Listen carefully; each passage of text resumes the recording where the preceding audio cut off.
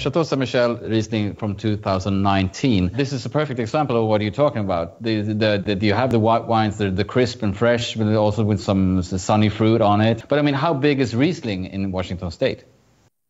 You're going to be surprised. Riesling is actually significant in Washington. If you take the mix between red and white, it is about 55-45. 55 is red, 45% is white. And you can kind of split those up between half and half Chardonnay and Riesling. Mm-hmm. And the rest is a little bit, there is some Pinot Gris, some Sauvignon Blanc. So Chardonnay is actually significant. And to be honest, I'm going to believe a secret. I don't like talking numbers, etc. But the Riesling that people will taste right now is the most consumed Riesling on earth. Wow. And for real? That's shocking, I didn't know. Right? Yeah, it is. It is actually. Can you but imagine? Yeah, it's a fun fact. I would totally have guessed it was something from out of Germany at least. But Here you go. If I tell that to somebody at a German winery and said the most consumed, and I mentioned the most consumed because a lot of people truly like it.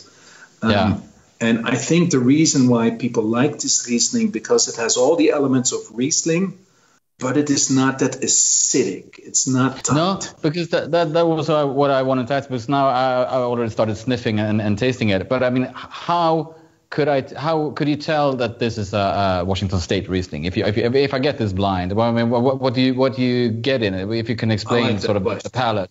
Yeah, I like that question because I like telling that. If you take Riesling is an aromatic varietal, right? It's bright, it's well perfumed, it's always very light on its feet, it's aromatic. And if you ask Annie Lawson, Dr. Lawson, the three most important things about Riesling, he will say acidity, and you get it, acidity. Now, yeah. If you take Washington or if you take Riesling, the typical fruit that you always get from Riesling is stone fruit like apricot and peach. Like when you bite in a ripe peach, when you're in the south of France, it always drips a little bit around your chin. You want to have those stone fruits. And then depending where you go on the world, you get an individual characteristics. And for me, the typical Washington aromatic for Riesling is always a little bit of zestiness, that orange zest, that mandarin zest. When you peel an orange or a mandarin, that spritziness that you get.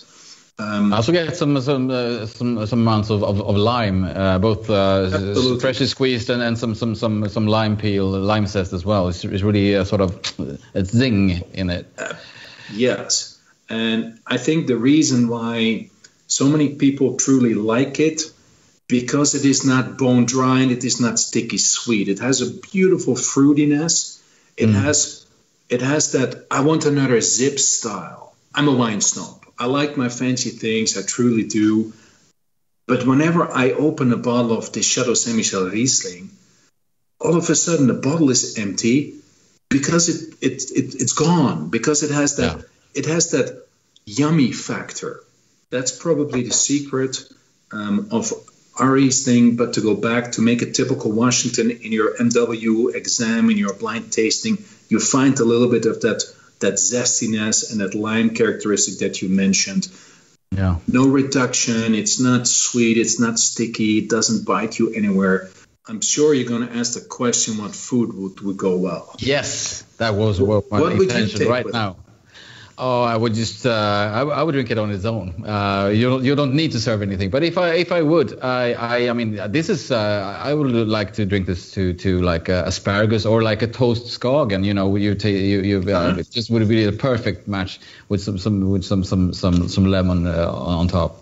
A toast Skagen. Wow, good. I think you have a whole lot of different foods that go well because the wine has nice acidity. It has no oak. It's not creamy. So it'll go well with Asian type of food, with light spiciness, a little bit of heat. When your Thai food goes well, you take your sushi box with sashimi, a little bit of ginger, wasabi, perfect match. You take some cream cheeses.